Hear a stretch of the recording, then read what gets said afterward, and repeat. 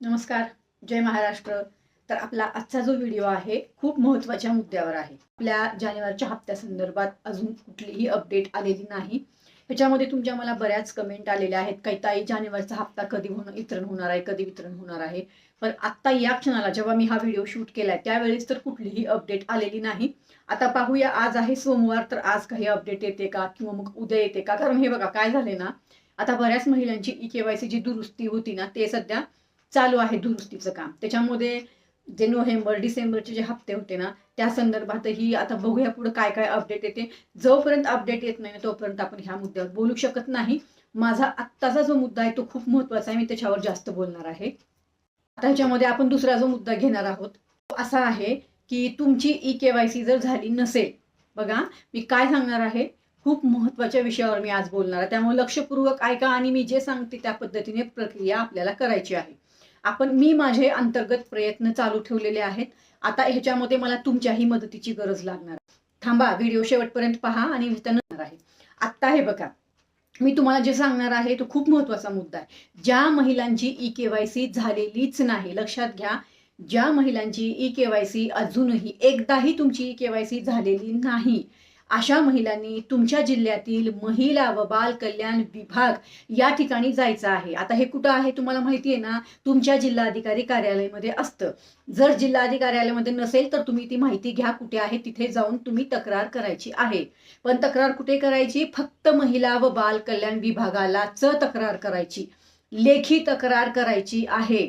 आणि ही जी माहिती तुम्हाला मी देणार आहे ती फक्त आणि फक्त ई-के-वाय-सी न झालेल्या महिलांनी करायचं आहे. दुसरा मुद्दा ह्याच्यामध्ये मी ऍड असा करणार आहे की तुम्ही पात्र असाल, तुम्ही निकषामध्ये सर्व बसत असाल तरच तुम्हाला तक्रार करायची आहे. आलं लक्षात? बाकीच्या इतर कुठल्याही महिलांनी महिला व बाल कल्याण विभागाला जायचं नाही आणि तक्रार करायचं नाही.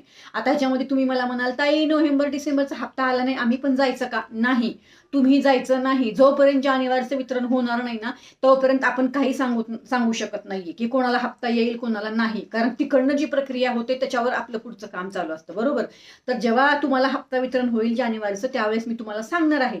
कुणाला हप्ता नाही आला तर काय, ते सगळं आपण नंतर बघू. जसं आपण दर महिन्याला करत असतो बघा, तीच प्रक्रिया आपण यावेळेसही करणार आहोत. आत्ताचा जो माझा मुद्दा सगळ्यात महत्वाचा आहे, ज्या महिलांची ई-के-वाय-सी झालेली नाही अशाच महिलांनी महिला व बाल कल्याण विभागाला तक्रार करायची आहे.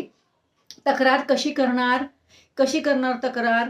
लक्षात घ्या. तर तक्रारीचा अर्ज मी ऑलरेडी एकदा आपल्या चॅनलवरती अपलोड केलेला आहे. पण बघा, मी तर माझ्याकडून सर्व प्रयत्न करत आहे, मी सगळे प्रयत्न करत आहे. मी उपमुख्यमंत्र्यांच्या पीएननाही कॉल केलेले आहेत. आता त्यांच्याशी माझं अजून बोलणं झालेलं नाही, पण मी माझ्या पर्सनल लेवलला सगळे प्रयत्न करत आहे की आपल्याला परत एकदा ई-के-वाय-सी करण्यासाठी संधी उपलब्ध करून देण्यात यावी. अंतर्गत माझे सगळे प्रयत्न चालू आहेत. पण आता या ठिकाणी मला असं वाटतंय आपली एक एक दिवस निघून चाललाय. आता बऱ्याच माझ्या अशा लाडक्या बहिणी आहेत ज्या पात्र आहेत, त्या जेव्हा मला मेसेज करतायत ना चॅनलवरती तेव्हा मला कळतंय कोणी हॉस्पिटलसाठी पैसे दिलेले आहेत, कोणी हॉस्पिटलचा खर्च करतंय, कोणी फी भरत आहे, कोणी व्यवसाय चालू केलाय, कोणी लोन घेतलंय, कोणी बचत गटातून लोन घेतलंय. असे विविध मुद्दे आहेत ज्या तुमच्या मला कमेंट आल्या. मी तुम्हाला या ठिकाणी एकच सांगणार आहे, महिला व बाल कल्याण विभागाला तक्रार करा की तुमची अजूनही ई-के-वाय-सी झालेली नाहीये. ती ई-के-वाय-सी करण्याची संधी आम्हाला एकदा उपलब्ध करून द्या, बरोबर? कारण एकदा ई-के-वाय-सी झाली त्याच्यानंतर तुम्ही जर पात्र ठरलात तर तुम्हाला हप्ता पुढे कंटिन्यू वर्षभर चालू असणार आहे. त्यामुळे टेन्शन घ्यायचं काहीच कारण नाही, बरोबर? पण आता आपल्याला हे पोर्टलवर ऑप्शन येण्यासाठी आपल्याला महिला व बाल कल्याण विभागाला तक्रार करणं अनिवार्य आहे आणि आपल्याला हे करावंच लागणार आहे. मी तर माझ्या पद्धतीने अंतर्गत प्रयत्न करतच आहे. पण आता तुम्ही सुद्धा जायचं आहे. तुमची ई-के-वाय-सी झाली नसेल ना तर तुम्ही पण जा आणि महिला व बाल कल्याण विभागाला तक्रार द्या. आता ही जी माहिती दिलेली आहे ही फक्त आणि फक्त ज्यांची ई-के-वाय-सी झाली नाही त्यांच्यासाठीच आहे, बरं का? त्यांनीच ही प्रक्रिया करायची आहे. बाकी इतर महिलांनी कोणीही कुठं जायचं नाही, काहीच करायचं नाही. जानेवारीचं वितरण होऊ द्या, त्यानंतर आपण बघू कोणाकोणाला हप्ता येतो कोणाला नाही, त्यानंतर पुढची प्रक्रिया करूया. आलं लक्षात? त्यामुळं मी जे सांगितलं ह्याला लक्षपूर्वक ऐका. त्याच पद्धतीने जास्तीत जास्त व्हिडिओला या शेअर करा आपल्या, कारण जेवढ्या महिलांची केवायसी झालेली नाही ना, खूप संख्या आहे केवायसी न झालेल्या महिलांची, खूप मोठी संख्या. त्यामुळे त्यांच्यापर्यंत आपल्याला पोहोचणं गरजेचं आहे. आता ह्याच्यामध्ये तुम्ही म्हणाल ताई आम्हाला अर्ज वगैरे कसं लिहायचा, काय करायचं, तर तसं तुम्हाला जमत असेल तर व्यवस्थित अर्ज लिहा तुमच्या पद्धतीने. फक्त ही केवायसी झालेली नाही तुमची आणि तुम्हाला संधी उपलब्ध करून देण्यात यावी म्हणून. जर तुम्हाला अर्ज हवा असेल तर मला सांगा, मी अर्ज तयार करते आणि PDF तुम्हाला देते त्या अर्जाची. त्या पद्धतीने मग तुम्ही त्या अर्जाची प्रिंट काढून तो भरून तुम्ही तिथे देऊ शकता. तसं काही असेल तर मला सांगा. पण महिला व बाल कल्याण विभागालाच तुम्हाला ही तक्रार करायची आहे. इतर कुठेही जायचं नाही, कोणालाही बोलायचं नाही, काहीच करायचं नाही. आपल्याला जेवढं शक्य आहे तेवढे आपण प्रयत्न करत आहोत. तर नक्कीच या व्हिडिओला जास्तीत जास्त महिलांपर्यंत शेअर करा. जसं मी तुमच्यासाठी इथं प्रयत्न करते ना, तर तुमच्या माध्यमातून कोणाला तरी लाभ चालू होईल. कोणाची तरी केवायसी झाली नसेल तर त्यांची केवायसी होईल. आपल्याला जर ऑप्शन हवा असेल तर संख्याबळ खूप महत्वाचं आहे. मी मागच्या वेळेसच तुम्हाला बोलले होते. त्यामुळे सरळ सरळ आता महिला व बाल कल्याण विभागाला जायचं आणि लेखी तक्रार द्यायची. आलं का लक्षात? तुम्ही ही प्रक्रिया करू शकता. आता ह्याच्यामध्ये आता ज्या महिला केवायसी एडिट करत आहेत किंवा केवायसीची दुरुस्ती करत आहेत ना, तुमची केवायसी व्यवस्थित होतीये ना, आता काही प्रॉब्लेम नाही ना, OTP वगैरे यायला तुम्हाला, तसं पण काही असेल तर सांगा, मग त्याच्यावर पण आपल्याला बोलायला बरं.